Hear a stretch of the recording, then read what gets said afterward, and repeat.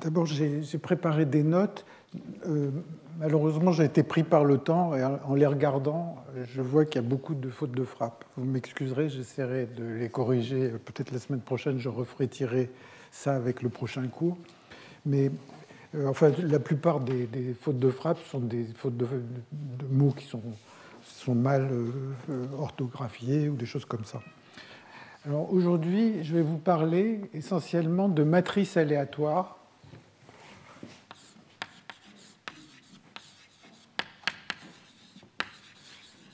Les matrices aléatoires, c'est un sujet très vaste, aussi bien chez les mathématiciens que chez les physiciens. Il apparaît dans beaucoup de domaines.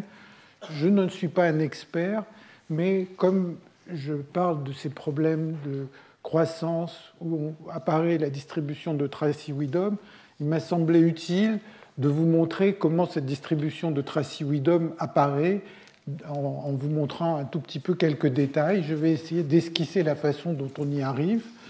Et la raison pour laquelle elle apparaît dans tous ces problèmes, c'est la similitude entre des formules qu'on a obtenues,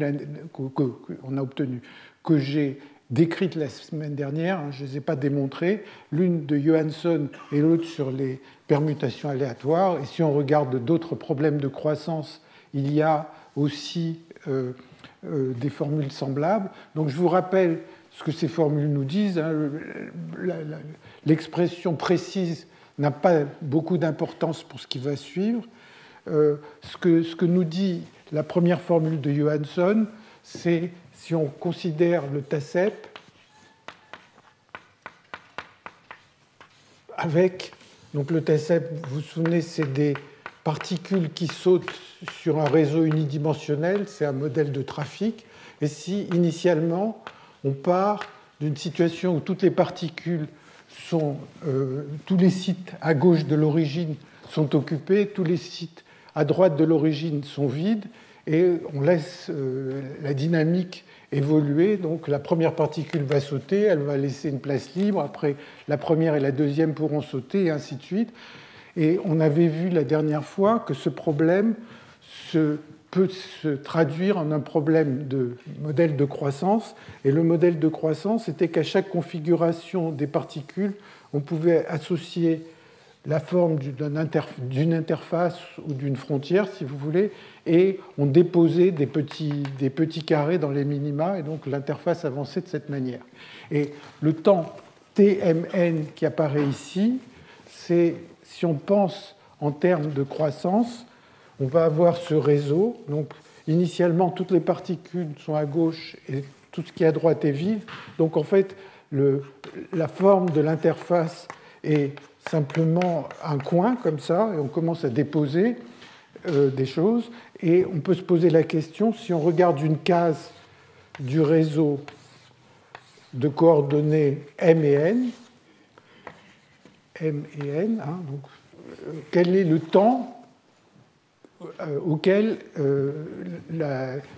l'interface va passer par cette case. Donc, à un certain moment, on va considérer qu'on a une interface, que toutes les cases en dessous de l'interface sont occupées, que toutes les cases au-dessus sont vides, et on se dit à quel moment une case vide devient occupée. Ça va être un temps Tmn, qui est un temps aléatoire, et la probabilité de ce temps est donnée par cette formule. Alors, dans le contexte des polymères dirigés en milieu aléatoire, on avait vu aussi un modèle un peu particulier, mais qui est finalement assez générique, qui était de se demander, supposons qu'on dépose des impuretés ou des points dans un carré, du point de vue mathématique, c'est des points, le physicien peut interpréter ça comme des impuretés, et on cherche le chemin qui va d'un coin du carré au coin opposé en passant par le maximum de points. Donc si on pense à des impuretés, on peut imaginer que c'est une ligne dont l'énergie est d'autant plus favorable qu'elle passe par un grand nombre d'impuretés. Et donc ce problème-là, c'est le même que celui de prendre une permutation. J'ai essayé de l'expliquer la semaine dernière. Donc si on prend une permutation de n objets et qu'on se pose la question, quelle est la probabilité que la sous-suite croissante de cette permutation de n objets est plus petit que petit l, hein, ln c'est la longueur de la sous-suite croissante, on tombe sur une formule de ce genre. Bon, encore une fois, ces formules, je les ai écrites, je ne les ai pas démontrées. Si ça vous amuse d'essayer de les vérifier au moins dans les cas les plus simples, c'est-à-dire si vous avez, par exemple, si vous prenez la longueur de la sous-suite croissante la plus petite possible, c'est 1, et il n'y a qu'une seule permutation qui serait n-1, 1, et si vous mettez petit l égale 1 ici, eh bien ça vaut 1, là il n'y a pas le produit, et donc vous tombez sur 1 sur factoriel n, donc ça c'est la partie facile. Après vous pouvez faire mieux si vous êtes mathématicien entraîné. Alors, pourquoi j'ai réécrit ces formules? Eh bien, parce que, d'une certaine manière, on a toujours des intégrales, un certain nombre d'intégrales, et puis on a quelque chose qui est un produit de carrés, qui est ici, qui fait que ces variables, finalement, ont envie, d'une certaine manière, de se repousser. Les variables xi, elles ont envie de se repousser parce que, quand j'essaye d'en mettre 2 à côté, eh bien, le poids devient nul. Donc ça, c'est quelque chose qui va être caractéristique des matrices aléatoires, et c'est ce qui m'amène à en parler maintenant. Donc le type de matrice aléatoire dont il va surtout être question aujourd'hui, c'est les matrices de l'ensemble GUE.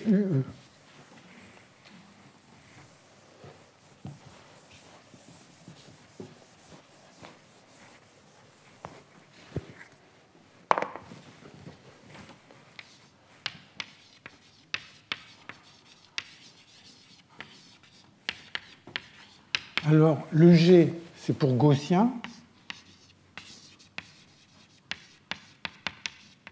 Le U, c'est pour unitaire. Et le E, c'est pour ensemble. Donc, c'est l'ensemble GUE. Et l'ensemble GUE, c'est des matrices qui sont hermitiennes.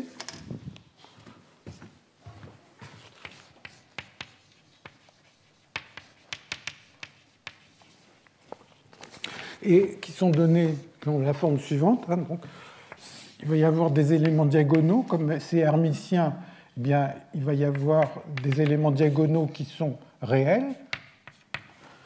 Et puis, les éléments non diagonaux, ils sont complexes.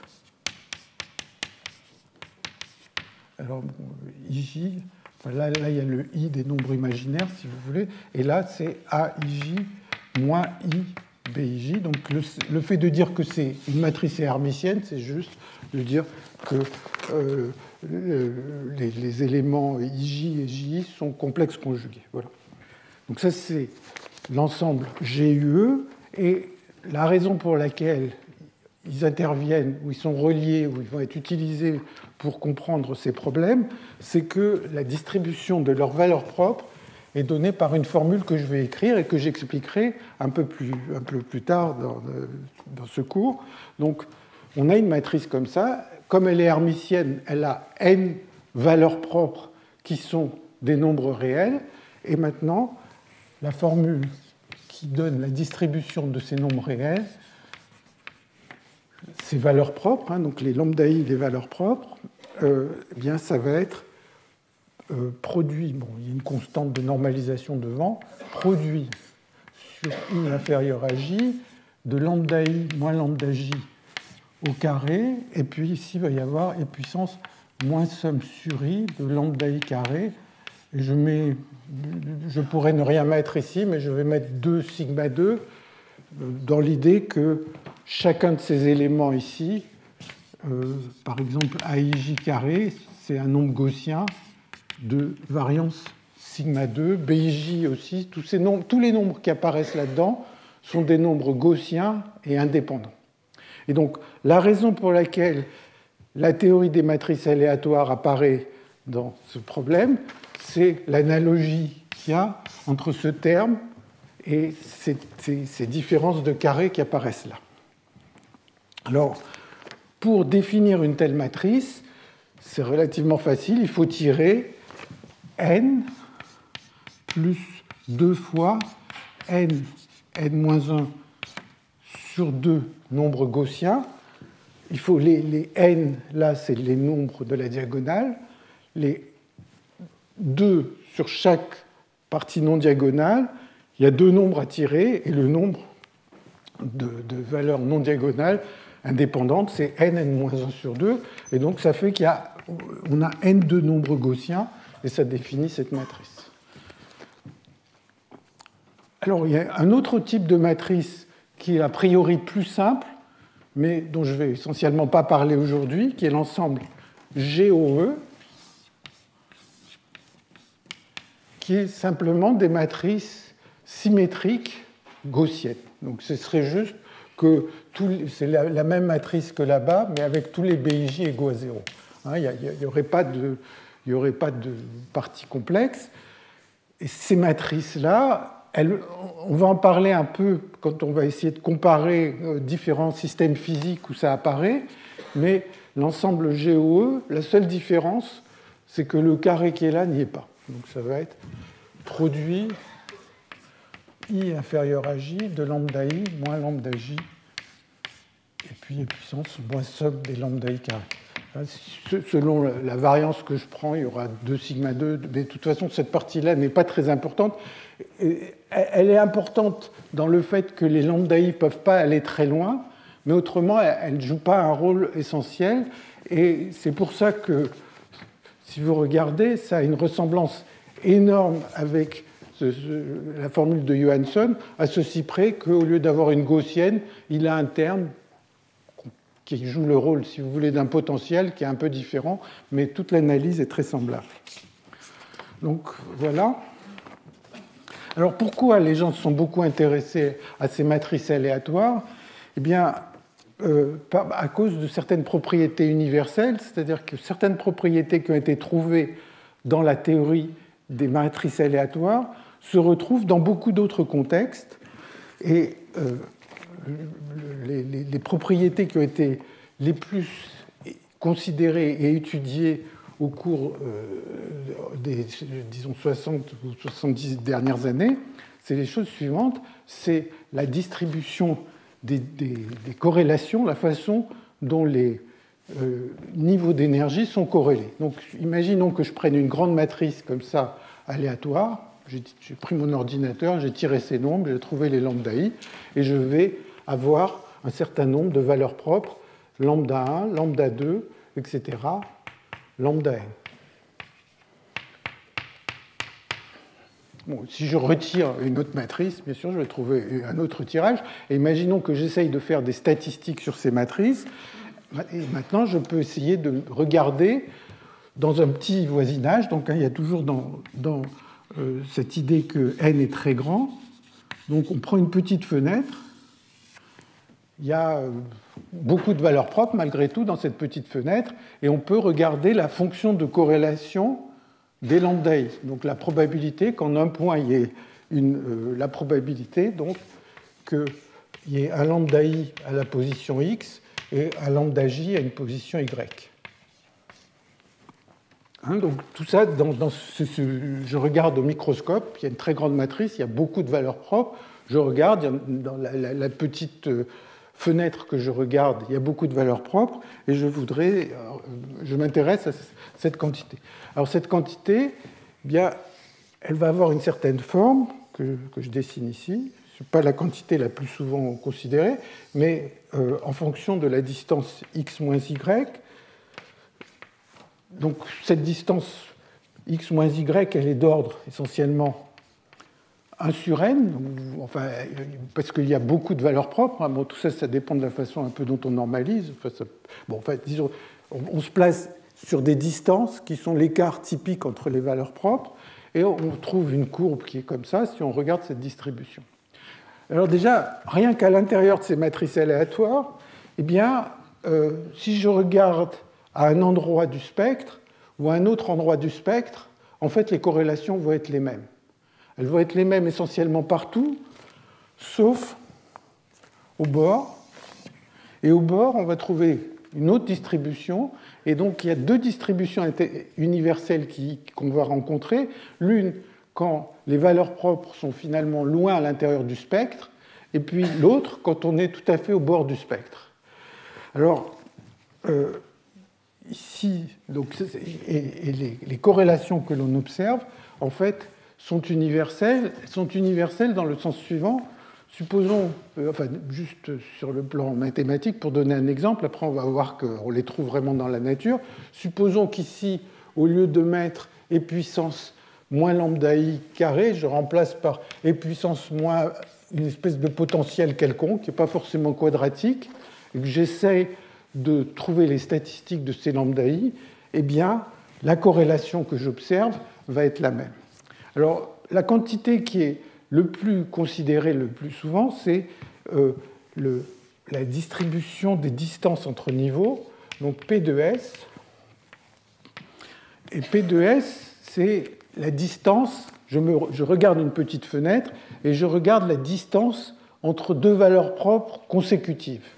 Donc S, c'est la distance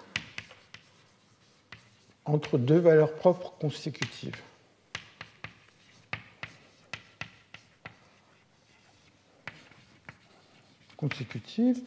Et la distribution a une forme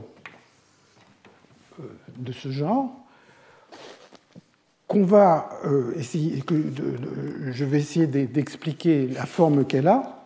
Je vais donner la formule dans un moment, mais là aussi, la distribution des distances entre valeurs propres successives est universelle et elle a une expression un peu compliquée que je vais expliquer, mais en fait, depuis les années 50, on a une bonne approximation de cette formule qui s'appelle la conjecture ou l'approximation de Wigner. En fait, en anglais, c'est Wigner sur Mice.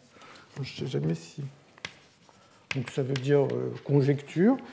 Et cette formule, P de S, donc ça donne une assez bonne approximation. C'est P de S égale pi sur 2 S et puissance moins S2 sur 4 pour l'ensemble GOE et égale 32 sur pi carré S carré et puissance moins 4 S carré sur pi pour l'ensemble GU.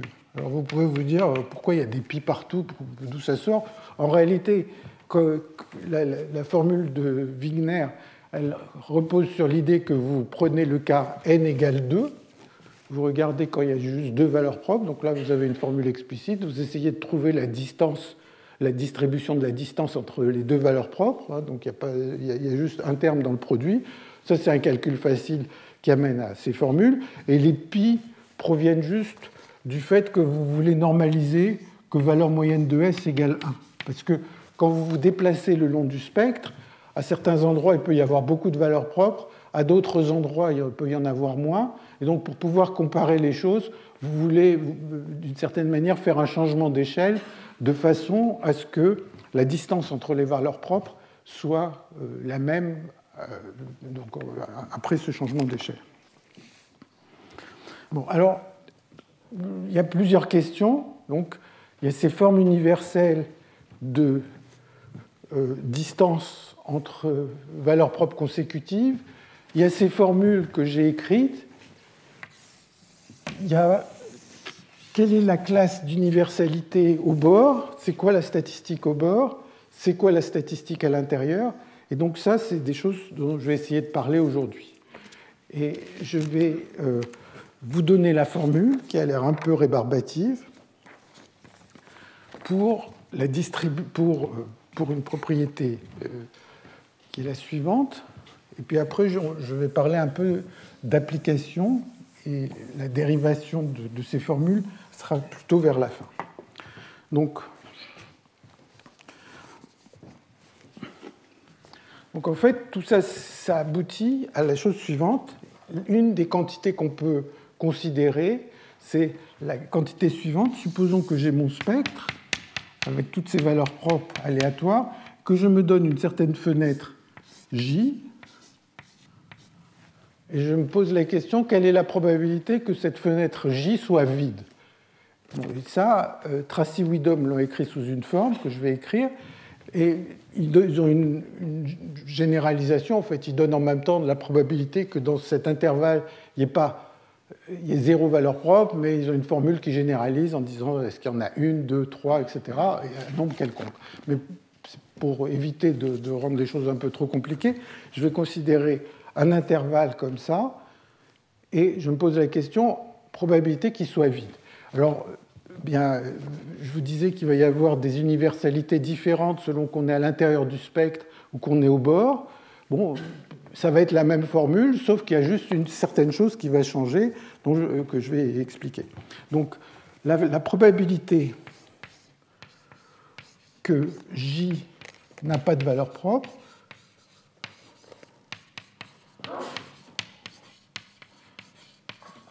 est donnée par une formule qui est comme ça, qui fait un peu peur, qui est un déterminant de Fredholm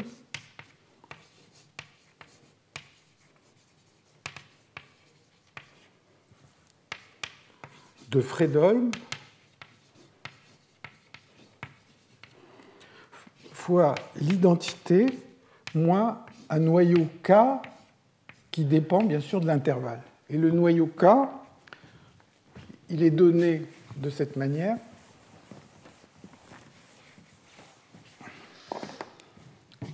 K de x et de y égale sinus x moins y sur x moins y.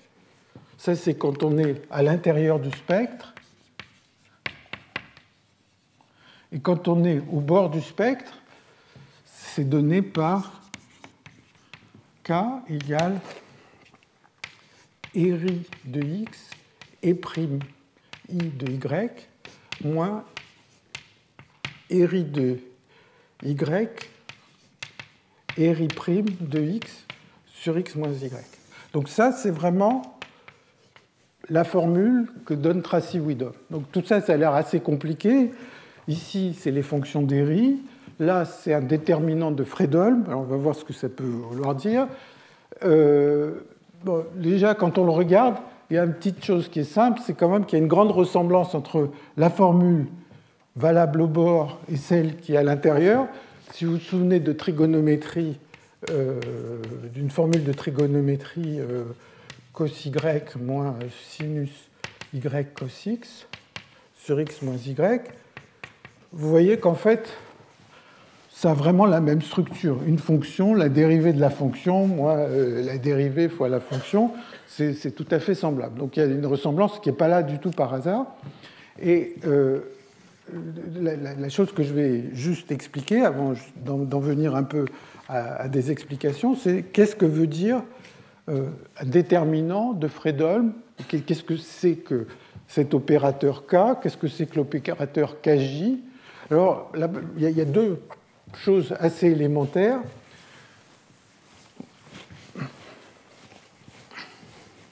Bon, puis qu'est-ce que c'est que la fonction d'Eri? Enfin, la fonction d'Eri, elle est bien connue, je vais l'écrire ici. La fonction d'Eri, c'est intégrale de 0 à l'infini de cosinus t3 sur 3 plus tx dt. Et bon, si vous avez peur qu'elle ne converge pas, vous rajoutez epsilon t devant, et vous prenez la limite epsilon tend vers 0, et ça définit cette fonction d'Eri. Bon. Alors, pourquoi apparaît ce déterminant de Fredholm? Alors, il y a deux choses qui sont assez simples. Donc, on va déjà démystifier cette histoire. Vous savez, sans doute, vous vous souvenez, ou alors vous jouez avec ça, que le déterminant d'une matrice, c'est égal à l'exponentielle de la trace du log de la matrice. Bon, ça a l'air compliqué. C'est une formule qui est très facile à comprendre. Si vous pensez en termes de valeur propre, si vous avez une matrice, le déterminant, c'est lambda 1 fois lambda 2. Là, enfin, vous la mettez sous forme diagonale. On ne change pas le déterminant quand on fait un changement de base. Donc, c'est le produit des valeurs propres. Et ce qui est à droite, c'est l'exponentielle. Le log de m, si m a les valeurs propres lambda 1, lambda n, le log de m, il va avoir les valeurs propres log de lambda 1 plus log de lambda n. Et donc, la trace, ça va être somme des logs de lambda i. Donc sous une forme diagonale, c'est une identité évidente. Et si la matrice n'est pas sous une forme diagonale, eh bien vous faites un changement de base pour la ramener sous une forme diagonale. Donc, d'une certaine manière, quand on écrit ce déterminant, ce à quoi on peut penser, c'est, je vais le faire là-bas.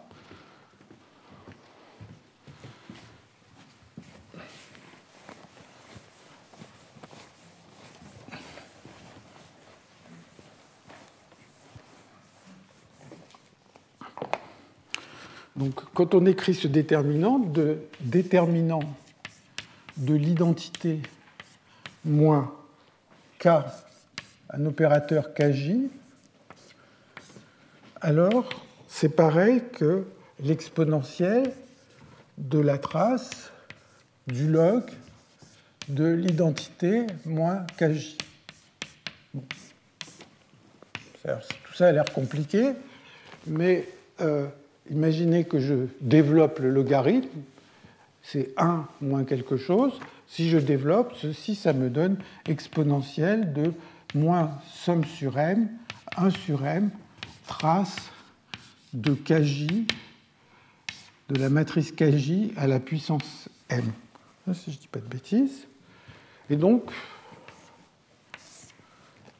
donc j'ai pris le log, le développement du log, il fait intervenir une somme comme ça.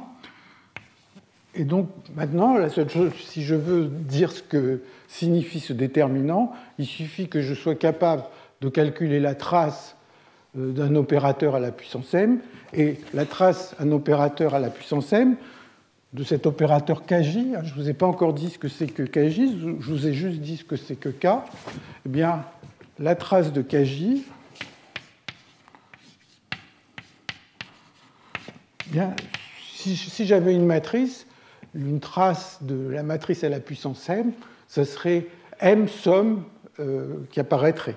Ben ici, c'est m intégrale, donc ça fait dx1 sur l'intervalle j, dx2 sur l'intervalle j, etc., dxm sur l'intervalle j, de k de x1, x2, etc., k de xm, x1.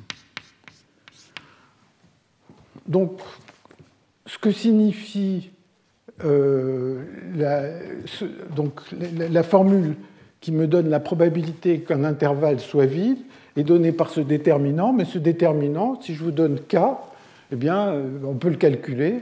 On peut le calculer en prenant la trace de cet opérateur. C'est juste, il y a des intégrales multiples. Et le plus souvent, en fait, la probabilité, l'intégrale, si on prend un intervalle qui n'est pas trop grand, ou si on va dans des régions où il n'y a pas beaucoup de valeurs propres, donc si on regarde dans des endroits où il n'y a pas beaucoup de valeurs propres, eh bien, ces intégrales vont décroître assez vite avec m, et donc on a une série qui va permettre d'estimer ces formules facilement.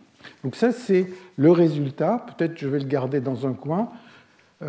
La probabilité que J, donc ça, c'est la probabilité qu'aucune valeur propre, J est vide,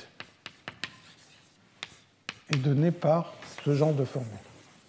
Donc, il y a un sens à ces formules, mais on n'a pas vu comment l'opérateur K ici est relié aux valeurs propres, d'où sort cette formule de valeurs propres. Donc tout ça, je vais essayer de l'expliquer dans ce qui suit. Avant de faire ça, je vais essayer de vous parler un peu des matrices aléatoires. La semaine dernière, il y a Satya Majumdar qui a fait un séminaire dessus. C'est un sujet qui envahit toutes les branches de la physique, mais qui au départ a été introduit dans les années 50 en physique par Wigner.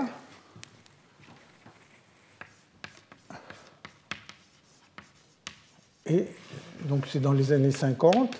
Et les contributions importantes qui sont assez anciennes, c'est par Mehta et Godin en particulier. Et un autre nom qui va venir à propos de ces matrices aléatoires, c'est Dyson. Et donc l'idée était la suivante. Vous savez qu'en physique quantique, la première chose qu'on essaye de déterminer, ce sont les niveaux d'énergie, le spectre d'un système. Donc quand on fait des études de physique quantique, pratiquement au tout début, on apprend à essayer de calculer le spectre de l'atome d'hydrogène. Donc on a un opérateur, ou plus généralement, en fait, un opérateur, c'est un cas limite d'une matrice. On a une matrice et les niveaux d'énergie vont être donnés par les valeurs propres de cette matrice. Donc le spectre d'une matrice ou d'un opérateur, en physique quantique, ça correspond aux états propres du système. Et ce qu'on observe le plus souvent, c'est quand la lumière est émise, on observe un électron qui va sauter d'une couche à une autre. Donc, si on connaît les niveaux d'énergie d'un système quantique, en regardant ce qu'il émet, ce qu'il absorbe, on va avoir les différences entre des valeurs propres d'une matrice ou d'un opérateur. Alors, quand on étudie l'atome d'hydrogène, l'opérateur est assez simple pour qu'on puisse calculer son spectre, calculer les niveaux d'énergie. Donc ça, c'est ce qu'on enseigne dans tous les cours. Mais dans les années 50, les gens se sont intéressés au spectre des noyaux. Les noyaux sont des choses compliquées. Déjà, l'interaction entre les nucléons n'est pas forcément connue de manière très précise, ou au moins elle ne l'était pas à ce moment-là. Donc, on a beaucoup de noyaux, et donc si on veut ne serait-ce que faire ça sur un ordinateur, on ne va pas avoir un opérateur sur un ordinateur, on va toujours simplifier, avoir une matrice qui va être une espèce d'approximation de cet opérateur, et on va avoir essentiellement à diagonaliser une matrice. Donc, pratiquement tous les problèmes de chercher des niveaux d'énergie se ramènent à essayer d'avoir les valeurs propres d'une matrice. Et en général, à l'intérieur des coefficients de la matrice, il y a les forces qui interviennent. Donc si on connaît la force en 1 sur R, ça va apparaître dans des éléments de matrice. Mais comme je disais, dans le cas de la physique nucléaire, les interactions étaient mal connues. Et donc il y a cette idée de Wigner de dire, allons-y, prenons une matrice dont tous les coefficients sont tirés au hasard. Donc ça veut dire qu'on fait l'impasse complète sur la connaissance des forces nucléaires. On met des nombres au hasard pour ces matrices. Alors, bien sûr, ça a permis de faire énormément de développement mathématique, de calculer beaucoup de choses, mais la surprise en physique nucléaire a été que le spectre qu'on observait avait les mêmes propriétés que le spectre des noyaux qu'on mesurait. Alors, il avait les mêmes propriétés, c'est-à-dire que quand on regardait des corrélations, comme je disais, on prend des corrélations dans une toute petite fenêtre ou qu'on regarde l'espacement entre niveaux successifs, on trouve des lois qui sont remarquablement bien décrites par la théorie des matrices aléatoires. Alors, je ne vais pas insister sur la physique nucléaire, mais les matrices aléatoires apparaissent dans énormément d'autres domaines et on pourrait faire plusieurs cours, sans doute pas moi parce que je ne suis pas un spécialiste, sur la façon dont les matrices aléatoires apparaissent en gravité quantique, en théorie des cordes. Je regarde un petit peu.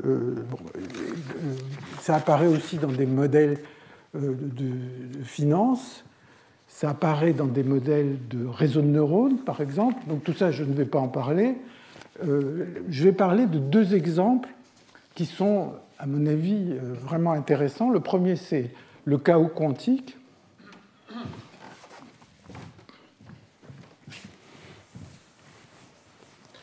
Et le deuxième va être lié au transport aussi quantique. Donc, juste le chaos quantique.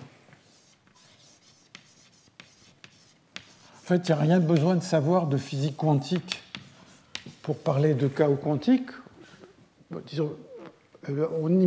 Imaginons un domaine et une particule dans ce domaine. Et cette particule, on lui donne une vitesse.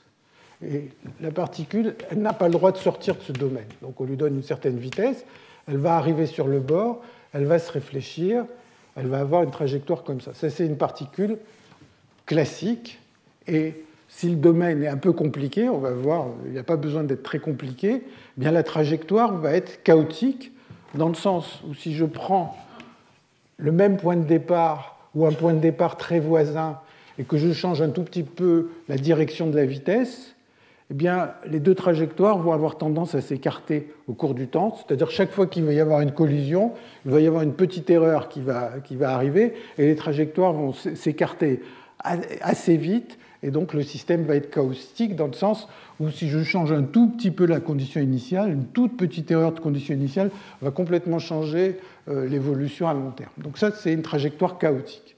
Et maintenant, quel est le problème quantique correspondant ? Eh bien, le problème quantique, c'est juste de dire que la particule va être décrite par une équation de Schrödinger, peu importe ce que ça veut dire pour ceux qui ne sont pas des physiciens. Toujours est-il que le problème quantique, c'est juste de dire je veux trouver les valeurs propres de l'opérateur laplacien avec des conditions Dirichlet au bord. La particule ne peut pas sortir, et maintenant, au lieu de décrire la particule par un point dans l'espace, c'est par une fonction d'onde, peu importe cette histoire, juste j'ai le laplacien à l'intérieur de ce même domaine, et je regarde quels sont les niveaux d'énergie, donc les modes de vibration. Imaginez une membrane dont le bord a cette forme, et cette membrane vibre. Quels sont les modes de vibration de cette membrane?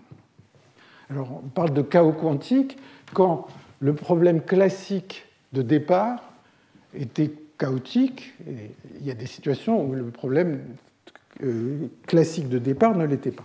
Alors, deux exemples. Enfin, les exemples de systèmes pas chaotiques et chaotiques. Donc non chaotique.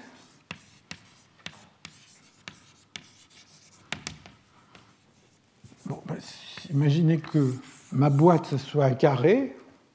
Bon, ma particule, elle va monter, elle se réfléchit, etc.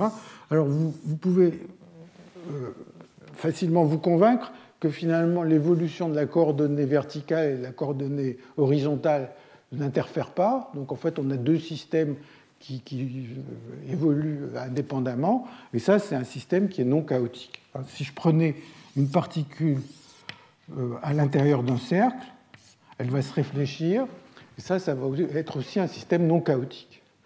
Maintenant, des systèmes chaotiques, il n'y a pas grand-chose à faire pour les changer. Je vais vous en donner 2 ou 3 exemples. Les exemples les plus célèbres, c'est ce qu'on appelle le billard de Sinaï.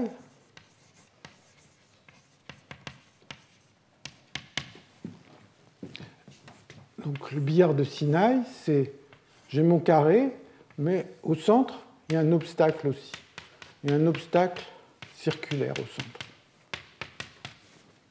Et maintenant, j'ai une particule. Bon, le cas classique, c'est que j'ai juste une particule qui se déplace et qui va rentrer en collision, soit avec les murs, soit avec ce petit cercle. Et ça, c'est un problème chaotique, dans le sens où si vous prenez 2 trajectoires très voisines au départ, elles vont s'écarter exponentiellement vite l'une de l'autre. Donc ça, c'est un exemple de système chaotique.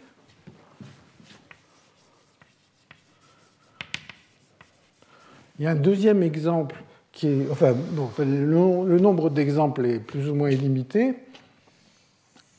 Un autre exemple, c'est ce qu'on appelle le stadium de Bunimovic.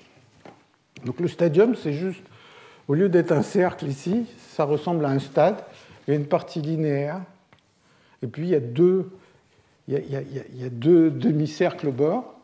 Eh bien, si vous regardez la trajectoire d'une particule donc c'est la trajectoire classique, une particule arrive avec une certaine vitesse. La vitesse n'a pas d'importance. C'est la direction de la vitesse qui a une importance. Elle arrive, elle va se réfléchir, et à cause de ces parties courbes et de ces parties plates, eh bien, encore une fois, les trajectoires vont avoir tendance à s'écarter. Donc ça, c'est plutôt des exemples de type mathématique. Un exemple physique qui n'a pas l'air d'être si compliqué que ça va être simplement l'atome d'hydrogène dans un champ magnétique. Donc, alors, les gens disent le problème de Kepler avec un champ magnétique. Donc juste une particule avec un champ magnétique assez fort, et on va aussi avoir un problème qui est chaotique. Alors, tous ces problèmes, bon, ça c'est des problèmes de physique classique, hein, il y a une particule qui se réfléchit, etc. Et quand on passe aux problèmes quantiques, eh bien, la seule chose à faire, c'est de se dire, maintenant, je veux résoudre Laplacien psi égale le psi et trouver les valeurs du spectre. Donc on va trouver des niveaux d'énergie. Alors je les écris dans le cas du carré, si vous voulez. Si j'avais un carré de taille 1, les niveaux d'énergie, eh bien, ça serait simplement m carré plus n carré fois pi 2, si je ne me trompe pas. Ah, les fonctions propres, c'est des produits de deux sinus. Donc là, on les a explicitement. Quand on regarde les systèmes chaotiques, les valeurs propres, on n'a pas de formule explicite, mais la chose qui a été découverte dans les années 80, en particulier par une équipe à Orsay qui est avec Boigas. Alors attendez, je vais essayer de prendre les noms corrects. Giannoni et Schmidt.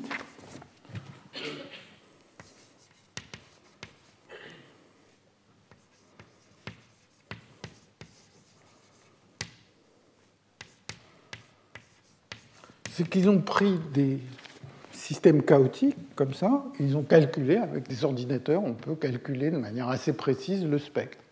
Et la chose surprenante, c'est que quand ils ont suffisamment de niveaux, donc si on regarde les tout premiers niveaux, ben ça va dépendre de la forme précise de la région qu'on considère, mais quand on va très loin dans le spectre, eh bien, ils ont des valeurs propres, et ces valeurs propres ont les mêmes distributions de distance entre niveaux successifs que le modèle de matrice aléatoire. Alors dans le cas que je cite ici, c'est les mêmes que l'ensemble GOE. Si les particules que l'on considérait ici, on leur ajoutait un champ magnétique qui fait qu'au lieu d'avoir des trajectoires droites, la force due au champ magnétique a tendance à courber les trajectoires, on tomberait sur un ensemble GU. Donc c'est une certaine surprise, des systèmes où il n'y a rien d'aléatoire, hein, on prend le billard de Sinaï, donc complètement déterministe. On regarde la version quantique qui consiste juste à chercher les valeurs propres du Laplacien et on tombe sur des propriétés comme les valeurs propres des matrices aléatoires. Alors un deuxième sujet, alors assez relié à ça, ce qui est tout le temps cité, c'est un problème purement de mathématiques qui a à voir avec les zéros de la fonction de Riemann. Donc la fonction de Riemann, c'est 1 sur n puissance s, somme de n égale 1 à l'infini. Donc ça, c'est une fonction de s, hein, appelons le R de s. La fonction de Riemann, elle s'appelle zeta d'habitude, mais comme je n'ai pas étudié le grec, j'ai un peu de mal. Mais, donc c'est la fonction zeta de Riemann. Bon, alors, a priori, si vous vous souvenez de vos cours, normalement, il faudrait que la partie réelle de S soit plus grande que 1 pour que la série converge. En fait, la série converge dans cette région, mais elle peut se prolonger analytiquement. Et la conjecture de Riemann a à voir avec la position des zéros complexes de cette variable S. Où est-ce que cette fonction zeta s'annule?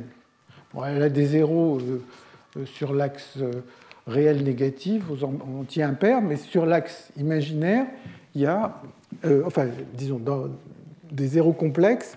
Ces zéros complexes, ils ont, ici c'est S, ils ont, c'est ça la conjecture de Riemann, ils ont une partie réelle qui est 1,5, et puis ils vont être tout le long de cet axe, il va y avoir des zéros.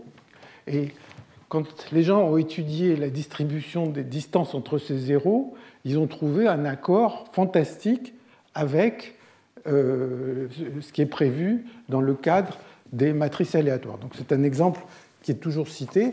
Alors à la fin de ce qui a été distribué aujourd'hui, en fait, il y a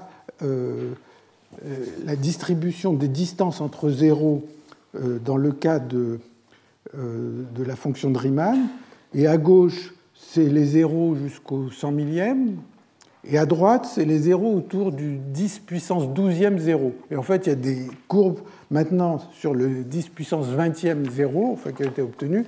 Et l'écart est absolument fantastique, c'est-à-dire il y a une précision, on n'arrive plus à discerner entre les points qui ont été mesurés et les prédictions de la théorie des matrices aléatoires. Donc c'est quelque chose de tout à fait impressionnant. Et ça, c'est des choses qui ont été faites numériquement par Aude Liskov. Alors, le deuxième, la deuxième situation physique que je veux discuter rapidement, c'est le problème de la transition entre un métal et un isolant.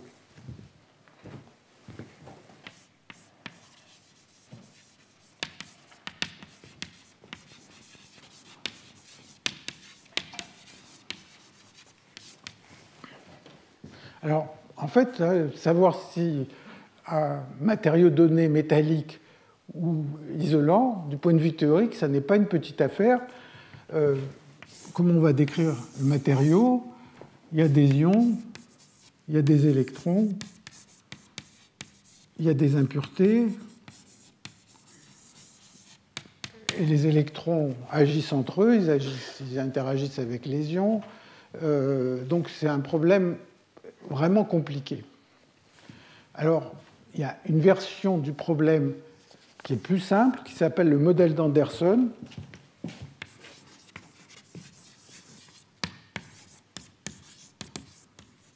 Quand je dis des impuretés, ça veut dire que le réseau dans lequel les électrons se déplacent, ce n'est pas un réseau régulier, il va y avoir des défauts à l'intérieur de ce réseau. Le modèle d'Anderson, c'est juste, on prend un électron, mais on essaye de prendre en compte des impuretés. Donc on a un système, comme ça, avec des impuretés à certains endroits.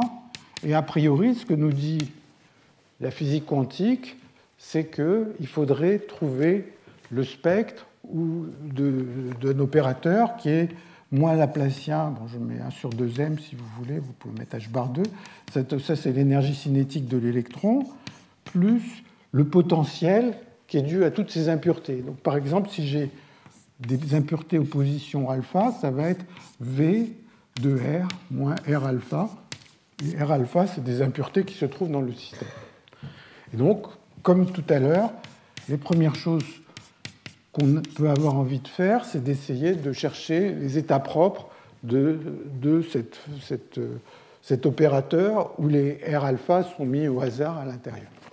Alors, savoir est-ce que c'est métallique, qu'est-ce que ça a à voir avec savoir si c'est métallique ou isolant? Bon, on peut imaginer une expérience qui est la suivante. Imaginons que, en plus de mon système, j'injecte un électron ici et je vois s'il veut bien ressortir de l'autre côté. Donc, ça, pour ceux qui ont fait un peu de mécanique quantique, ils ont sûrement rencontré dans leur vie le problème suivant, c'est celui d'une barrière. Comme vous avez un problème à une dimension, un problème quantique, vous avez une barrière. Dans les cours, on fait souvent la barrière carrée. On envoie une onde, et puissance IKX. Il y a une partie de l'onde qui réfléchit, et il y a une partie de l'onde qui est transmise. Alors, en fait, ce que je dessine là, c'est exactement ce qui va se passer. Il y a un fil qui arrive, il y a ce gros système où l'électron va se balader dans tous les sens, et puis, soit il va ressortir d'un côté, soit il va être réfléchi par le fil où il est arrivé. Donc, ce que je dessine là, si j'avais envie de prendre ce problème de conduction, eh bien, du point de vue du fil que j'ai mis, c'est un fil, et puis là, il y a une espèce de région qui représente tout mon système. J'envoie une onde, et puis il y a une partie qui est réfléchie, et il y a une partie qui est transmise. Et maintenant, de savoir si c'est un métal ou si c'est un isolant, eh bien, ça a à voir avec le fait que le coefficient de transmission est tout petit. Si le coefficient de transmission décroît exponentiellement avec la distance, c'est un isolant. L'électron, il arrive il ne peut pas rentrer dans le système, il ressort par où il est arrivé. Si, au contraire, le coefficient de transmission est relativement grand, eh bien, j'ai envoyé un électron ici, il ressort de l'autre côté, donc c'est un métal. Et donc tout ça, normalement, ça peut se comprendre à partir de l'équation de Schrödinger. Alors qu'est-ce que ça a à voir avec les matrices aléatoires? Eh bien, là encore, on peut prendre cette équation de Schrödinger, cet opérateur. Si on travaille, enfin, le plus souvent, si on veut vraiment faire des calculs numériques, on va prendre un réseau et on va avoir une matrice. On prend cette matrice-là et on regarde son spectre. Et dans le cas de l'isolant, eh bien, on a un spectre qui est poissonien.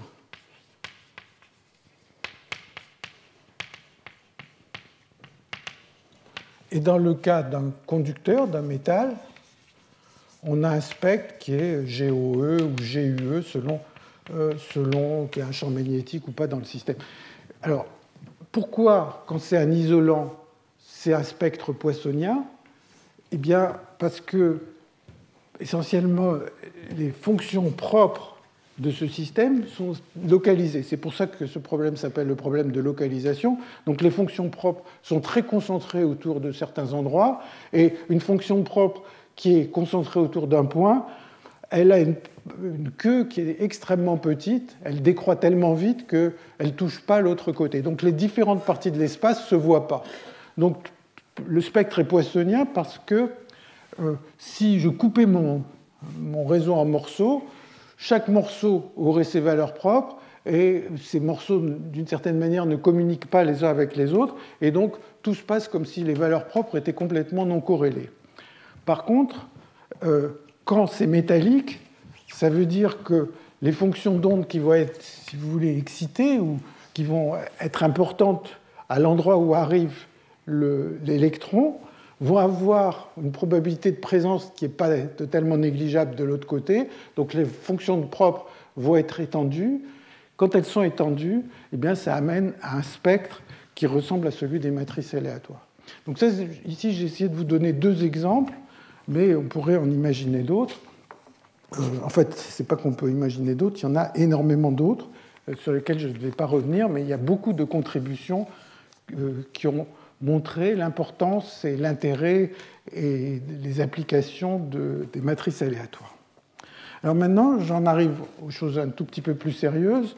Je vais essayer, enfin, au point de vue, disons, calcul, je vais essayer déjà de vous convaincre que la formule pour les valeurs propres est donnée par cette expression que j'ai écrite ici.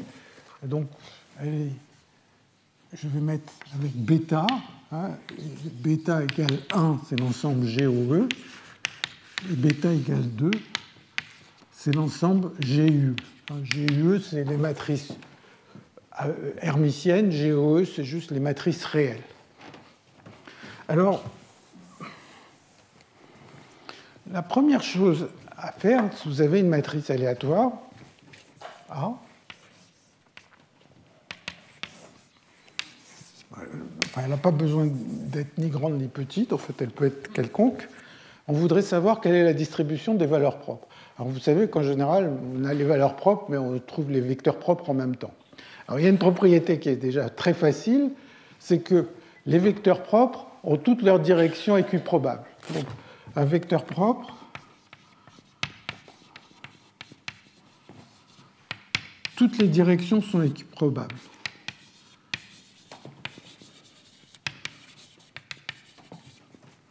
Équiprobable.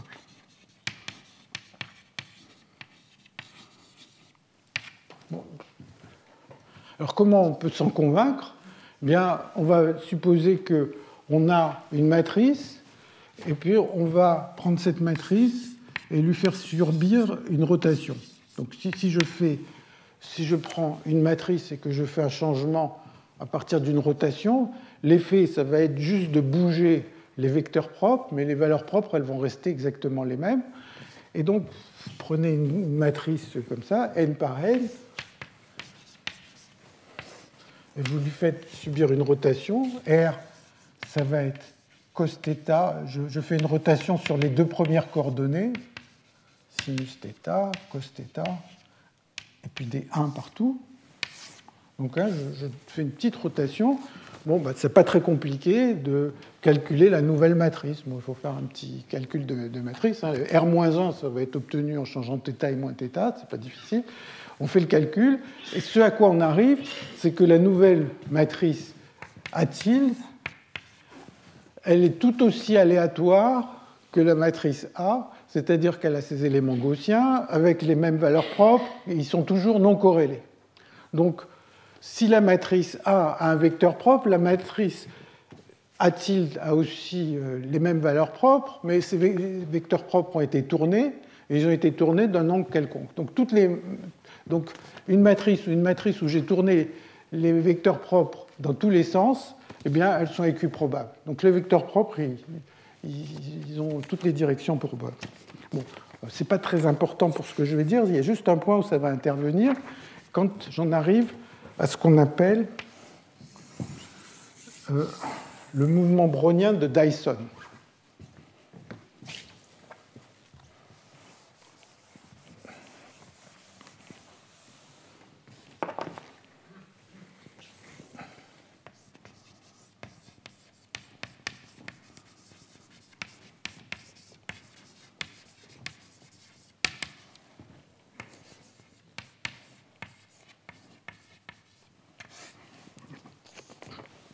L'idée du mouvement brownien de Dyson est de se dire, prenons une matrice gaussienne, avec GUE ou GOE comme je veux, et maintenant, j'en prends pas une, j'en prends deux, et j'en fabrique une troisième, et je dis que C, c'est 1 moins T, A, plus racine de T, B.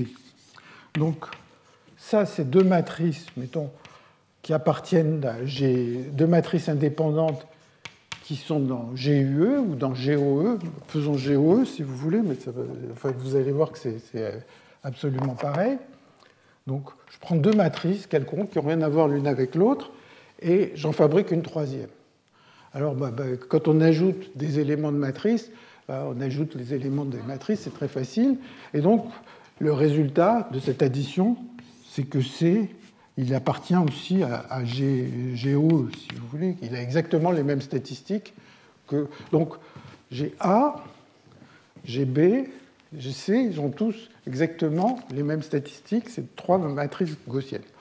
Mais maintenant, je vais me dire, puisque on vient de voir que les valeurs propres, les vecteurs propres sont dans toutes les directions possibles, je peux décider de me placer dans la base où A est diagonale.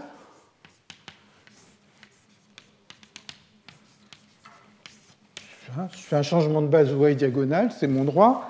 B, qui n'a rien à voir avec A, ça va être une matrice de GOE quelconque, une fois que je serai dans cette base, puisqu'on a vu que si on fait subir une rotation, donc je vais prendre A diagonale et B gaussienne quelconque. Et puis, la seule chose que je fais en plus, c'est que je suppose que T est petit. Donc, si T valait 0, C et A auraient les mêmes valeurs propres. Si T est petit, A et C ont des valeurs propres qui sont très proches. Et je vais essayer de calculer les valeurs propres de C connaissant A et B. Alors, la formule, c'est ça. Si T est petit, c'est lambda prime alpha. Donc, ça, c'est les valeurs propres de C. C'est égal à lambda alpha plus racine de T B alpha alpha plus T moins lambda alpha sur 2 plus somme sur gamma B alpha gamma B gamma alpha sur lambda alpha moins lambda gamma. Donc c'est sur tous les gammas différents de alpha. Donc, et puis après, ça continuerait en puissance de T plus élevée. Bon, alors ça, pour ceux qui ont fait des études de physique, on leur a sûrement appris à faire la théorie des perturbations en mécanique quantique. Et quand on va à la théorie des perturbations au premier ordre, on trouve le premier terme qui est là. Et au deuxième ordre, on trouve celui-là.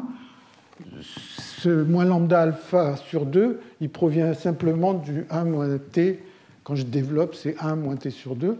Et voilà. Donc ça, c'est vraiment ce qu'on apprend à faire quand on fait de la théorie des perturbations en mécanique quantique. Mais si on n'est pas physicien, c'est une question facile de dire, voilà, quelles sont les valeurs propres perturbativement, comment les valeurs propres de A se déplacent simplement quand je rajoute un petit peu de bruit et une autre matrice aléatoire. Et la formule, c'est ça. Enfin, on pourrait pousser le développement plus loin si on en a envie. Alors, si vous regardez ça, la matrice B est gaussienne. Donc ça, c'est un nombre dont la moyenne vaut 0. Et donc, c'est comme un bruit. Et là, par contre, c'est quelque chose qui est déterministe. Et rappelez-vous que le t est tout petit. Le temps t est tout petit. C'est mon choix. Ce que j'ai écrit là serait vrai si t était quelconque, mais je m'intéresse au cas où t est tout petit.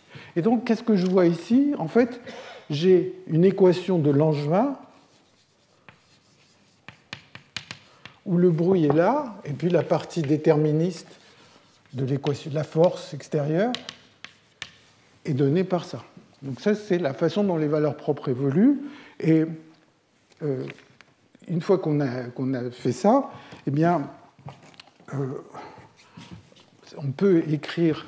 Donc les lambdas, c'est un peu comme des particules. Ils sont soumises à un bruit, à une espèce de force. Et si je laisse évoluer cette équation de type Langevin, eh bien, on va arriver à une équation de Fokker-Planck. Bon, comme on l'a vu l'année dernière, on l'a vu dans le cas où il y avait une variable, mais quand on met beaucoup de variables, l'affaire est la même. Et donc, la probabilité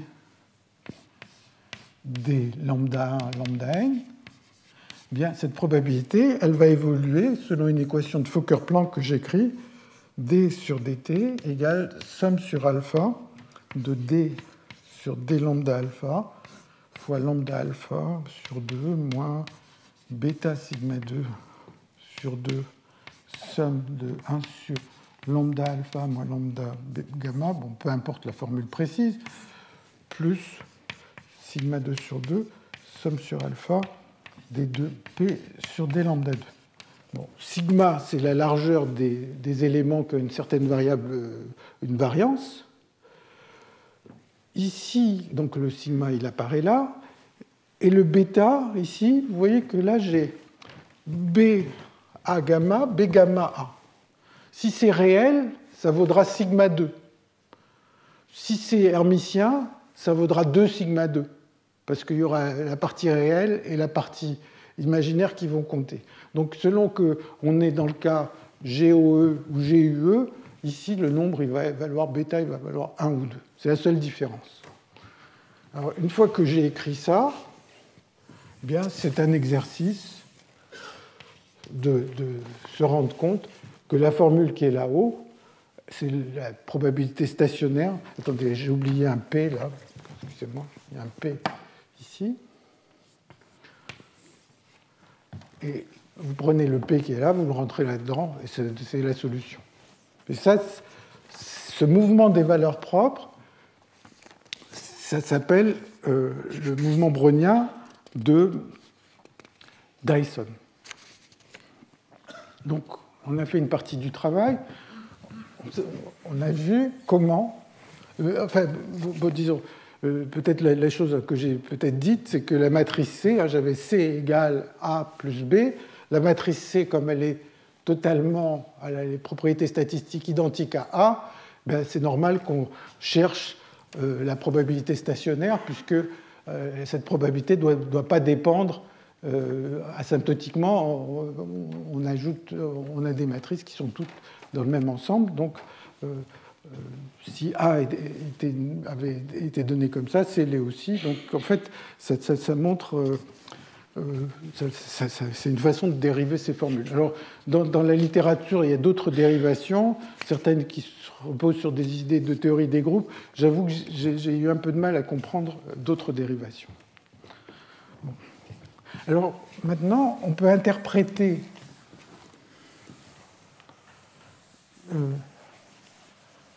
cette probabilité de différentes façons.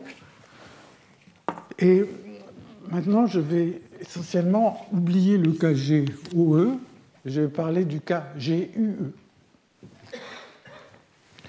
Alors, la première façon d'interpréter, c'est de dire, d'écrire ça comme exponentielle somme des lambda i carré moins bêta somme de i inférieur à j de log de lambda i moins lambda j. Et donc, si je pense au lambda i comme étant des points sur la ligne, c'est des points qui sont dans un potentiel, ça je peux imaginer que c'est un poids de Boltzmann, c'est des points qui sont dans un potentiel harmonique, mais ils interagissent entre eux, pardon c'est plus. Ils interagissent entre eux avec cette interaction logarithmique. Les gens disent parfois que c'est une interaction coulombienne, parce qu'à 2 dimensions, les charges interagissent avec log, en 1 sur R, 2 charges ont un potentiel en 1 sur R à 3 dimensions, logarithmique à 2 dimensions. Bon, là, en fait, les particules sont à 1 dimension, mais on imagine qu'elles auraient des potentiels électriques bidimensionnels. Bon, peu importe, l'analogie électrique, elle n'est peut-être pas très importante. Donc on a ces particules, et ces particules, manifestement, le poids s'annule quand 2 particules arrivent à proximité. Donc c'est purement un problème de physique statistique d'équilibre. La deuxième interprétation, alors ça pourrait être vrai pour GOE ou GUE, mais pour GUE, en fait, les valeurs propres, on peut les voir comme des marcheurs, enfin des ponts browniens. Alors j'utilise un mot que certains physiciens utilisent, vicieux. Donc c'est quoi un pont brownien? Un pont brownien, il part d'ici, il arrive là, c'est une marche aléatoire, enfin à grande échelle, une marche aléatoire qui va de l'origine et qui revient à l'origine. Alors maintenant, j'imagine qu'il n'y en a pas un, mais qu'il y en a beaucoup. Donc il va y en avoir, je vais en dessiner 2, il y en a beaucoup. Et maintenant, ils sont contraints à ne jamais se croiser. Donc le mot vicieux provient d'un article de Fischer qui date de 1984, où il dit, quand ils se rencontrent, ils se tuent, les deux, ils ont des revolvers, et ils se tirent dessus et ils disparaissent. Donc on veut que ces marcheurs ne se rencontrent pas. Eh bien, la statistique des positions de ces ponts browniens, quand on se place au milieu, par exemple, ou même qu'on se place ailleurs, va être exactement donnée par donc les positions, la hauteur. Les hauteurs, ça va être la même statistique que lambda 1, lambda 2, lambda n. Alors, c'est relativement facile à comprendre. Donc, c'est des ponts browniens qui ne se croisent pas. Et donc, la question, par exemple, de la plus grande valeur propre, c'est juste de savoir où se trouve la plus haute marche, le plus haut pont brownien.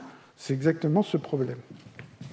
Alors, une façon de s'en convaincre, facile, c'est de dire, en fait, supposons que à l'instant 0, mes particules sont en Y1, Y2, Yn, et je voudrais savoir quelle est la probabilité qu'elles se trouvent en Xn, X1, à condition de ne s'être jamais croisées.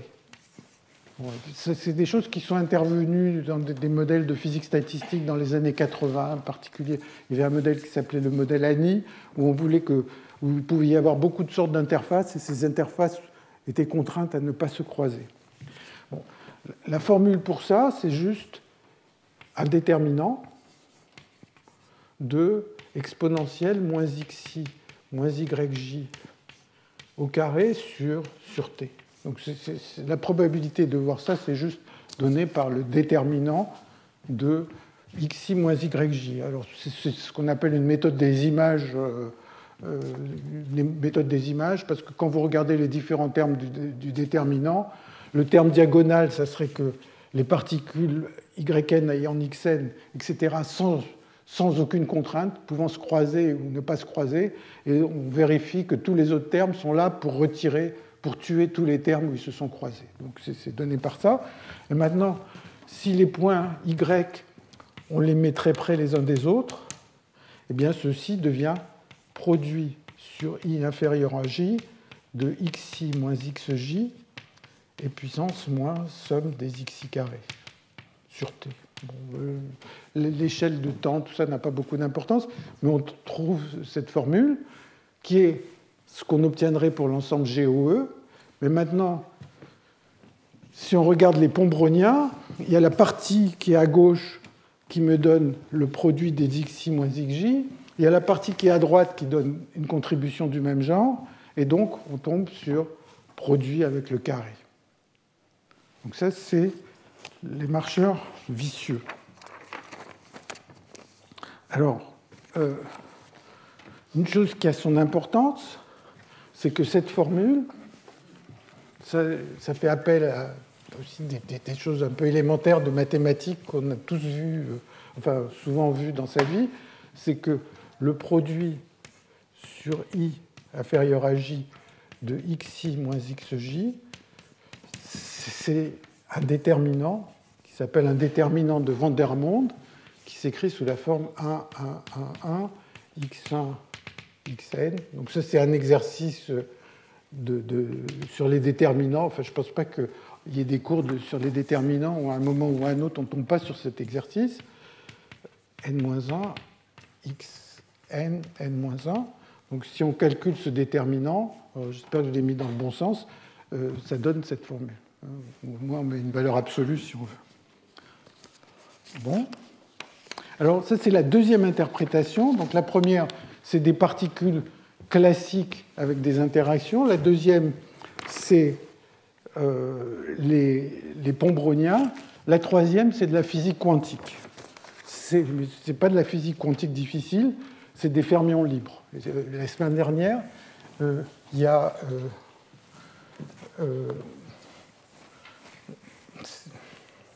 Majumdar qui nous a parlé des fermions libres et de ce que ça avait à voir avec la distribution de Tracy-Widom. Donc je vous en parle rapidement.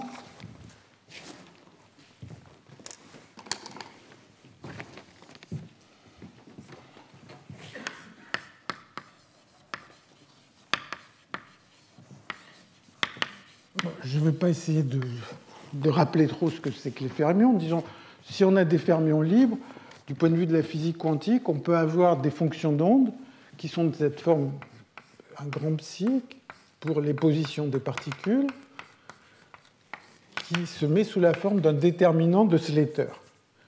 Donc, psi1 de x1, psi-n de xn, de x1, psi-n de x, psi1 de xn, psi-n de xn. Donc ça, c'est ce qu'on appelle un déterminant de Slater. Donc on prend n fonctions d'onde qui sont indépendantes, qui peuvent être orthonormées. En fait, si elles n'étaient pas orthonormées, on peut malgré tout, en jouant sur les déterminants, les rendre orthonormées.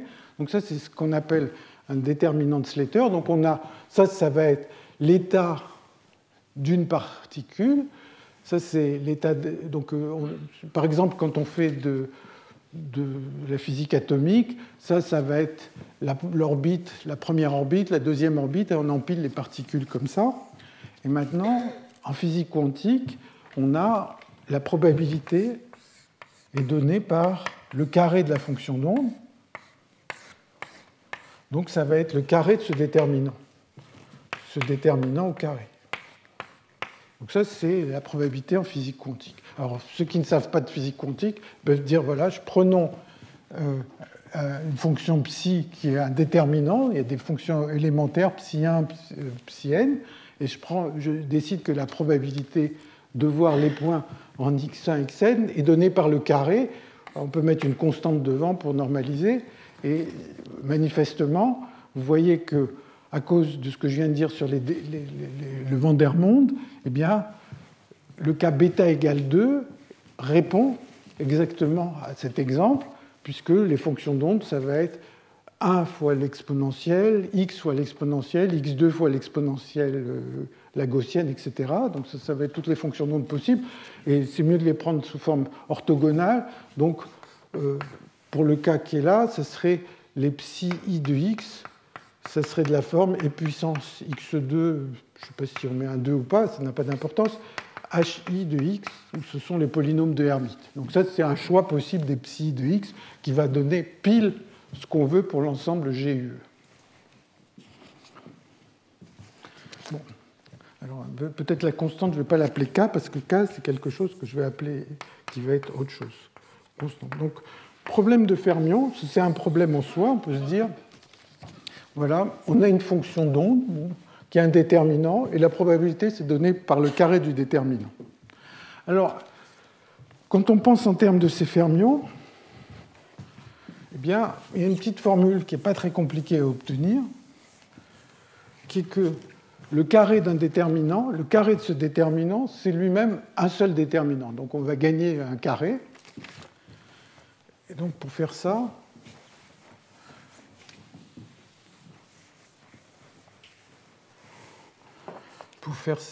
on va prendre la matrice qui est là. Et donc si on prend une matrice et on la multiplie par sa transposée, alors il faut mettre la transposée et la matrice dans le bon ordre, mais bon, il n'y a que deux choix possibles, donc si vous n'y arrivez pas dans un sens, c'est que c'est l'autre qu'il faut prendre. Et donc ça, le déterminant de la matrice au carré, c'est égal au déterminant du produit de la matrice avec sa transposée, et ça va être égal au déterminant d'une matrice K, et K est donné par somme de alpha égale 1 à n des psi alpha de x, psi alpha de y.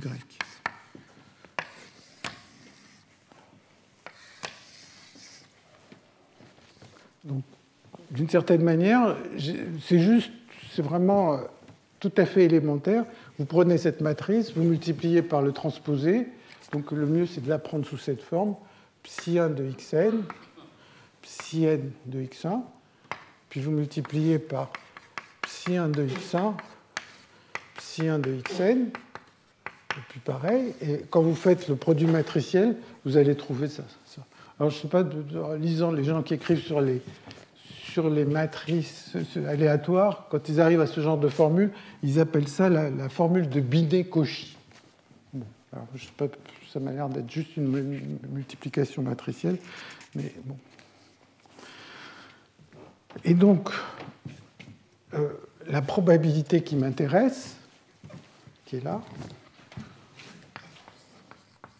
c'est égal au déterminant de la matrice formée avec les kxi et xj. Donc si je veux la probabilité d'avoir les particules au point xi et xj, c'est donné par ça. Enfin, d'avoir la probabilité d'avoir un point en x1, x2, x3, xn, eh bien, je fabrique un déterminant n par n avec cette matrice K qui est donnée par ça, et ça me donne cette probabilité. Donc tout ça, c'est des choses vraiment élémentaire, c'est juste on a multiplié une matrice, on n'a rien fait d'autre. Alors, juste un point qu'on peut ne pas utiliser, mais quand on prend ces formules, c'est quelque chose, je ne sais pas si je le mettrai dans les notes un peu plus précisément, c'est quelque chose qui a à voir avec la théorie des polynômes orthogonaux, bon, sinon ça prendrait 1 ou 2 pages à montrer, ou peut-être un peu moins, c'est que ceci peut s'écrire sous la forme psi n plus 1 de x, psi n de y, moins psi n plus 1 de y, psi n de x, sur x moins y. Donc imaginons que les psi ici, ce soit les polynômes de Hermite fois une gaussienne, mais en fait, on pourrait ne pas avoir la gaussienne et ne pas avoir des polynômes de Hermite, mais une mesure quelconque, les polynômes orthogonaux correspondant à cette mesure. Donc tout ça peut se généraliser. Et si je commence à empiler dans les niveaux les plus bas, donc de prendre les n premiers polynômes, eh bien, toute cette somme peut s'écrire sous cette forme. Ça s'appelle la formule de Christoffel. Je ne sais pas s'il y a deux F d'Arboux. Mais ce n'est pas très compliqué à montrer. Si vous n'en avez pas envie, il n'y a peut-être pas la peine de s'en préoccuper. Bon, toujours est-il que là où on en est, c'est qu'on est arrivé à écrire la probabilité d'avoir les points en x1, x2, xn comme un déterminant. Pas comme le carré d'un déterminant, comme un pur déterminant. Et ça, c'est ce qu'on appelle, les mathématiciens se sont jetés là-dessus, et ils appellent ça un processus déterminantal.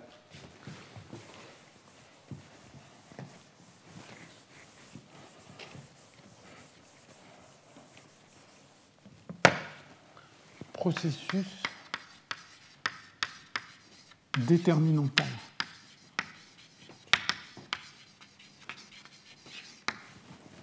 Alors le processus déterminantal, il est défini de la manière suivante.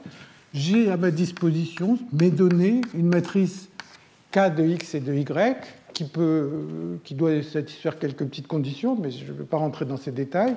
Et maintenant, si je veux savoir quelle est la probabilité qu'il y ait une particule en X, eh bien, c'est juste KXX. Quelle est la probabilité qu'il y ait une particule en X et une autre en Y? C'est le déterminant, donc c'est-à-dire c'est KXX, KXY, KYX, KYY. Si j'en veux 3, ça va être le déterminant 3, et ainsi de suite. Bon, et ça, finalement, les mathématiciens s'intéressent à ce genre de questions, mais au départ, c'était quelque chose qui a été motivé par les fermions, l'étude des systèmes quantiques, mais maintenant, ça apparaît beaucoup chez les mathématiciens. Alors, par exemple, voilà, si vous voulez un exemple de processus déterminantal qui ne soit pas des fermions, il y a un exemple que j'ai trouvé amusant, que je vous soumets. C'est un exemple que j'ai trouvé dans un article de Diaconis, qui doit dater de 2010. Diaconis et certains collaborateurs. Et il dit, voilà, je vais ajouter des nombres. Donc je vais prendre des nombres, 3, 5, bon, des nombres qui sont tirés au hasard, 7, 2, 5, 7. Et ainsi de suite. Et je voudrais faire la somme de ces nombres. Donc qu'est-ce que je fais? Je prends 3 et 5. 3 et 5. Bon, je vais rapporter 3 ici. Ça va me donner 8. Après, je vais faire 3 et 8, ça va me donner 11. Et ainsi de suite. Là, ça va me donner 13, etc. Et ce que je vais faire, c'est que chaque fois qu'il y a une retenue, je mets un point. Chaque fois que alors là, il n'y a pas de point, justement. Si j'arrive à 7, ça va me donner 0. Il y a une retenue. Et ainsi de suite. Donc, je fais mes opérations. Chaque fois, j'ai le nombre d'en haut et le résultat de l'opération. J'ajoute. Si je garde le résultat modulo 10, et puis s'il y a une retenue, je mets un point. Donc, comme ça, je vais faire une longue liste, je vais avoir plein de points. Ben, la position de ces points, c'est un processus déterminantal. Alors, maintenant, on est presque au bout de ces formules, parce que, en fait, vous voyez que on n'est pas tout à fait au bout, parce qu'il y a quelque chose quand même d'important que je veux dire. La chose importante, c'est la chose suivante. Pourquoi les formules ont à voir avec ce déterminant? Eh bien, je vais prendre ce que souvent les gens font, c'est le cas sur un réseau. Donc je vais imaginer que mes points ils peuvent être sur un réseau et que c'est un processus déterminantal. Et maintenant, je voudrais... Donc j'ai mes points, 1, 2, 3, 4, 5, etc. Et maintenant, je vais prendre par exemple cet intervalle J, et je voudrais savoir quelle est la probabilité que J soit vide, qu'il n'y ait aucune particule dans V. D'accord? Bon, bah, si je veux faire ça, ça va me faire 1 moins P1 plus P2 plus P3. Je ne veux pas qu'il y ait de particules ici, mais quand j'ai calculé P1 plus P2 plus P3, j'ai compté deux fois les cas où 1 et 2, pardon, c'est P2, P2, P3, P4. Excusez-moi, je veux l'intervalle qui est là. J'ai compté deux fois le cas où 2 et 3 sont occupés en même temps. Donc ça fait P2, 3 plus P2, 4 plus P3, 4. Et quand j'ai fait ça, j'ai compté une fois de trop P2, 3, 4. Donc ça, c'est juste des questions d'exclusion. Je pense que c'est des exercices que les gens font quand ils font un tout petit peu de théorie des ensembles. Donc la probabilité que J soit vide est donnée par ça, que ça soit déterminantal ou pas déterminantal, où P1, P2, c'est la probabilité qu'il y ait une particule en 2, sans rien dire sur les autres. Et puis voilà. Et maintenant, je dis, bon, ben, P1, ça me donne 1 moins K de 2, moins K 3, 3, moins K 4, 4. Et puis après, cela, ça va être des déterminants. K de 2, K 3, 3, moins K de 3, K 3, 2. Bon, donc je les écris tous. Et quand je termine, je trouve que c'est le déterminant de 1 moins la matrice K. Pas la matrice K totale, la matrice K restreinte à cet intervalle J. Donc le déterminant qui apparaît ici, c'est juste repose sur ce genre d'expression là qui me donne inclusion, exclusion, enfin je ne sais pas comment ça s'appelle précisément, je ne m'en souviens pas, mais sur ce genre de formule et le fait que P2,3 est donné par un déterminant de 2, P2,3,4, ce sera un déterminant 3,3 et ainsi de suite. C'est rien de plus que ça. Donc voilà d'où ça sort. Alors maintenant, on arrive vers la fin. Je vous avais dit, donc ça a expliqué cette formule, et maintenant, la seule chose que je disais tout à l'heure, c'est je donnais des expressions explicites pour ce noyau.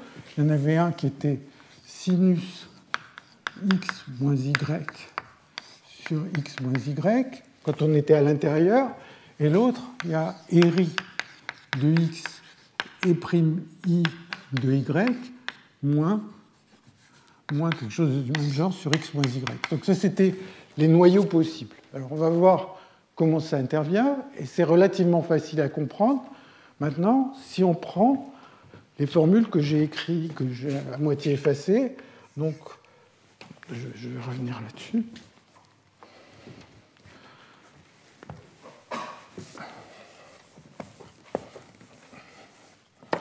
La matrice K de x et de y, c'est égal, on l'a vu, c'est égal à somme sur alpha de psi alpha de x, psi alpha de y. Voilà, ça c'est les états propres, et ça va de alpha égale 1 à n. Et en fait, bon, il y a cette formule, si vous voulez, qui relie ça, qui rend ça un peu plus simple, qui prend la forme qui est là. Mais pourquoi les fonctions dérives vont intervenir et pourquoi ces sinus vont intervenir? Alors, imaginons, donc là c'est plutôt un raisonnement un peu quantique ou semi-classique. Imaginons que je regarde les valeurs propres, il y a un potentiel qui est un potentiel harmonique. Encore une fois, la forme précise du potentiel n'importe pas. Et maintenant, j'ai empilé des fermions, un peu comme l'a dit la semaine dernière Majumdar. Quand je prends une fonction de ce type, je vais occuper les modes, les polynômes les plus bas. Donc, je vais occuper essentiellement les états les plus bas. Donc, j'ai rempli, c'est un peu le principe de Pauli, j'ai des niveaux. Et puis, il y a une particule dans le premier niveau, une deuxième, une troisième, et ainsi de suite. Et quand j'arrive à n, je m'arrête. Bon, alors, n est grand. Alors, les fonctions d'onde qui sont en bas, là, elles ne vont pas du tout contribuer au bord. Elles vont décroître exponentiellement comme des gaussiennes, donc elles ne vont pas du tout contribuer. Donc, ce qui va contribuer quand je suis près du bord, c'est les dernières fonctions d'onde, c'est celles qui sont par là. Et ce qui m'intéresse, le bord, il va être à peu près par là. Donc, ce qui m'intéresse, c'est les fonctions d'onde dans cette région. Il y a un potentiel dans cette région, mais localement, ce potentiel, il est pratiquement droit. Donc, c'est là qu'intervient l'idée de fonction d'Airy. La fonction d'Airy, c'est l'équation de Schrödinger avec un potentiel qui est linéaire. Ben, essentiellement, ce qui se passe, c'est que quand je suis au bord, eh bien, cette somme, elle va être dominée par les fonctions propres qui sont près de ce bord, et donc la fonction d'Airy intervient.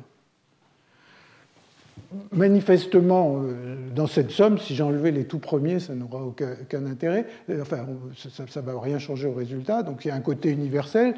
C'est vraiment la forme du potentiel près du bord qui est linéaire qui va compter. C'est pour ça que les choses vont être universelles. Et c'est pour ça que si j'avais empilé des fermions dans un autre potentiel, ben la distribution de Tracy-Widom reviendrait de manière analogue. Quand je suis au centre, eh bien, les fonctions d'onde, elles ont des formes de ce genre, en fait. Donc, imaginons que je prenne une fonction d'onde, un psi, dans un potentiel comme ça. Et donc, quand je suis à une certaine énergie, en fait, il y a les points extrêmes. Et typiquement, la fonction d'onde, ce qu'elle fait, c'est qu'il y a ces points x1 et x2. Et ce qu'elle fait, c'est que, bon, au-delà de x1 et de x2, c'est une onde évanescente, hein, elle ne peut pas rentrer. Classiquement, elle ne rentrerait pas du tout. Quantiquement, elle a une queue qui décroît. Et puis sinon, quand je regarde des états élevés, ils oscillent beaucoup. La fonction d'onde oscille beaucoup. Même si on prend la forme réelle, elle va descendre. Ça va plutôt même être comme ça. Énormément d'oscillations. Et en fait, ça c'est le psi, la probabilité de présence c'est le psi carré, ça oscille beaucoup. Ça oscille beaucoup, mais si je regarde sur une toute petite échelle, ça ressemble à des arches de sinus. Et c'est pour ça qu'il y a le sinus qui intervient quand on regarde les états à l'intérieur. Alors là, c'est un peu une esquisse de ce qui se passe. Si on fait un calcul semi-classique des états propres, eh bien on arrive exactement à ces conclusions. Voilà, donc je m'arrête là. Je vous remercie.